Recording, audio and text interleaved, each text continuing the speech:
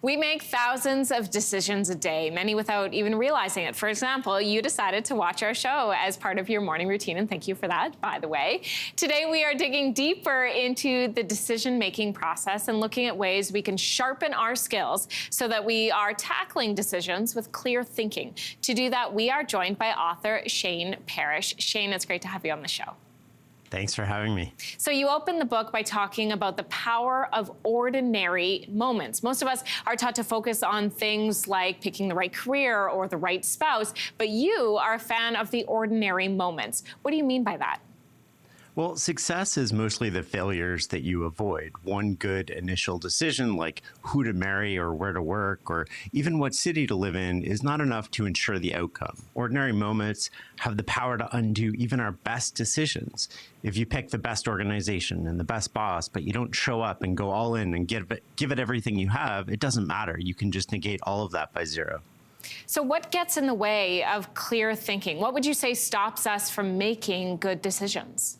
Well, there are predictable things that increase the odds that we won't think clearly. For example, when we're driven by emotion or ego or wanting to fit in. Think about it. Have you ever said yes to someone on the phone that you didn't want to say yes to, but you didn't want to disappoint the person or you wanted them to like you? That's an ordinary moment, and you were not consciously making a decision. You just did what your biology told you to do. And, you know, if for all those parents out there, I have kids and they bicker, 2 brothers, 14 months apart. And one thing that I do to get them out of these moments is sort of like tap them on the shoulder and I'm like, gas or water? Are you throwing gas on this situation or water? Because what they're doing is they're escalating and they're not thinking, which is exactly what their biology programs them to do. So, Shane, you say good decision-making comes down to 2 things: knowing how to get what you want and then knowing what's worth wanting. Can you explain that? Yeah, a lot of people know how to get what they want, but they wake up later to find out that it wasn't worth wanting in the first place. I know a lot of friends who accomplished all their goals, all their dreams, and then they accomplish them and they wake up feeling hollow because it's not really about that. It's about who you become in the process of doing that. Are you better than you were yesterday? It's the pursuit of that that gives us happiness. Shane, what would you say to somebody who is listening to this thinking, I have made wrong decision after wrong decision and all of these mistakes? How do you bounce back from that? Well, it's never too late. There's always something you can do in the moment right now to put yourself in a better position for tomorrow. No matter where you are, no matter what's happened in the past, there's always a tangible step that you can take today to make tomorrow easier. And I'm guessing you've got some of those answers in the book for us. I do. You do.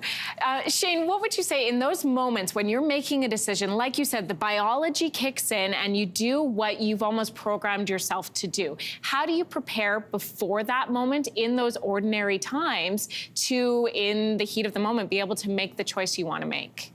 Well, so one of the key ideas in the book is that the position that you're in at the moment you make a decision determines whether you're playing on easy mode or hard mode. And what we want to do is we want to play more on easy mode. It doesn't change the fact that you're going to get upset or you're going to get angry or things aren't going to go your way, but it does change how well you deal with those things and how easy it is to deal with those things. It sounds like there's a bit of self-awareness that comes in there. Definitely. Yeah, so Shane, you end the book with a hidden lesson, and I love this, from Charles Dickens. It involves Ebenezer Scrooge. What can we learn from Scrooge? Well, what did Scrooge do? He did what society tells us to do. He wanted to be the richest, most famous, most well-known person in his community. And he got all of those things. And then what did he want at the end? He wanted a do-over because the way that he accomplished those things was mutually exclusive from living a life of meaning. And I think that that's a great guiding lesson for us. Are we doing things, are we going after our own dreams first and foremost, instead of society telling us what to want and what to go after? Are we conscious about picking them?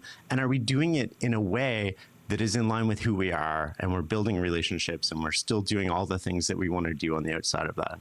Shane Parrish, it's great to have you on the show today. Thanks for coming on. Thanks for having me. A reminder, the book is called Clear Thinking. Hey, thanks for watching. If you liked this, be sure to subscribe here, or you can check out more Your Morning videos right here.